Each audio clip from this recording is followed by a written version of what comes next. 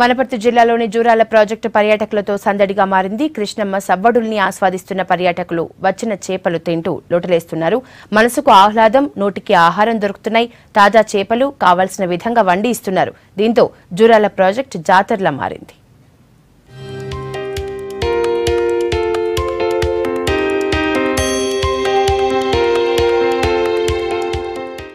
Priyadarshini Jurala project fish టూరిజంకు అడ్డాగా మారింది. వనపర్తి జిల్లా అమరచింత మండలం నందిమల్ల దగ్గర ఉన్న జూరాల ప్రాజెక్టుకు చేపల రుచుల కోసం వచ్చే పర్యాటకుల సంఖ్య పెరిగింది. వారం రోజులుగా కృష్ణానదికి పెద్ద ఎత్తున వరద నీరు వస్తోంది. జూరాల ప్రాజెక్టులోని గేట్లను ఎత్తి నీటిని కిందకు వదులుతున్నారు. దీనిని చూసేందుకు వస్తున్న వారికి చేపల రుచి మతులు పోగొడుతోంది.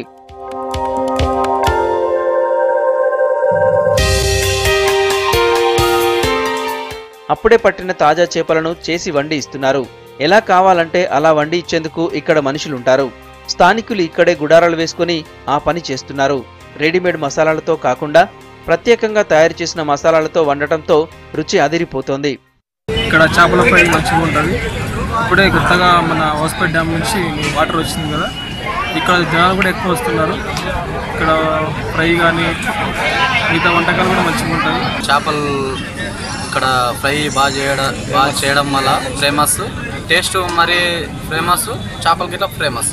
ఫ్రై అంటే రోషి కానీ మన గ్రే అంటేనే మరీ ఫేమస్ సార్. చపాతి కానీ రోటీ కానీ మనకి కావాల్సినవి ఉంటాయి సార్. ప్రాజెక్టులో అప్పుడే పట్టిన చేపలు రకాలను బట్టి కిలో 100 నుంచి 250 వరకు ఉంటున్నాయి. వీటిని శుభ్రం చేసి ముక్కలు చేసేవారు వేరేగా ఉంటారు. వాటిని తీసుకొచ్చి వంటగాళ్లకు ఇస్తే కావలసిన పద్ధతిలో వండి పెడతారు. వండి ఇచ్చినందుకు 60 రూపాయలు తీసుకుంటున్నారు.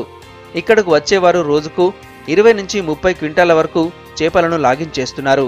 ఆదివారం మాత్రం 100 క్వింటాల వరకు వెళ్తోంది.